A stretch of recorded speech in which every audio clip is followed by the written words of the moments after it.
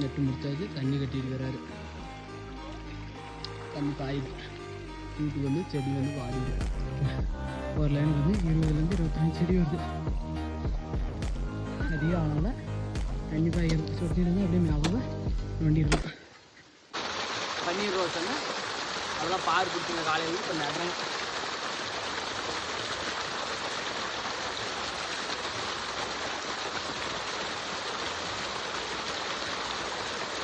அதனால ஒரு லைன் நெட்டுட்டு வந்தாச்சு.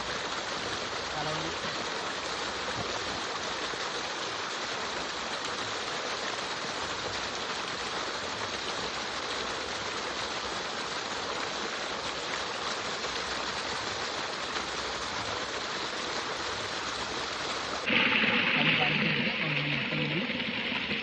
செடி நட்டு முடிச்சு கிளம்பிட்டோம்.